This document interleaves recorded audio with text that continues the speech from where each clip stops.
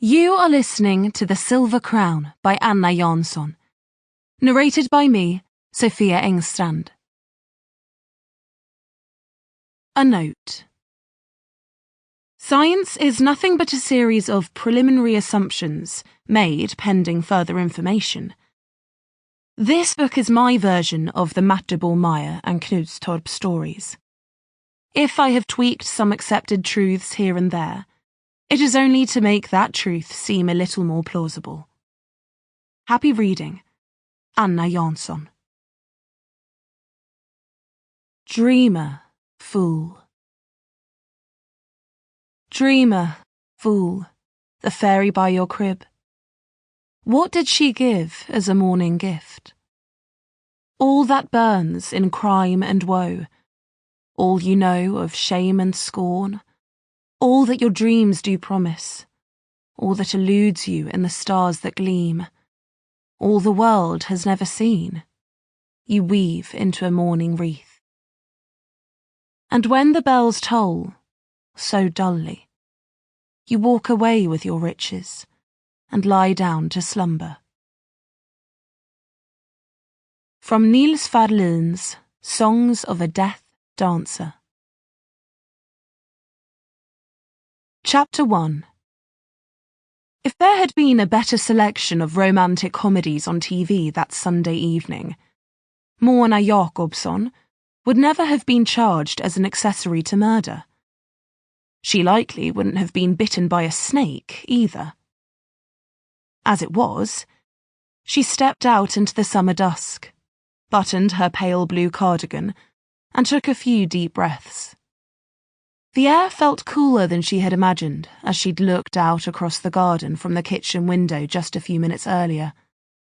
A cascade of reddish-orange roses clung to the trellis on the lime-washed wall, and the withered peonies hung limp in the flower bed, past their best, just like the rest of the early summer greenery. She should have weeded the strawberry patch, and the gravel path was nearly overgrown, but all that would have to wait. There were so many things that had taken a backseat lately, things she just didn't have the energy to deal with. Slowly but surely, the dark shadow of time fell over the sundial in the round bed. Every day was a burden enough, its own torment. At least she had hung the washing out to dry, if nothing else. The greying sheets flapped on the line, worn thin in the middle by countless nights of restless sleep. The invisible hand of the wind tugged at them, trying to lure them away in a billowing dance across the dark meadows. But under the firm grip of the clothes pegs, everything stayed where it was, trapped in an ordered greyness. Despite all that, there was a certain longing in the air. She could feel it now.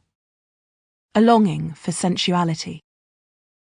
Perhaps it was in the scent of the roses drifting over the garden, or something in the offshore breeze that wasn't shy about caressing her bare brown thighs.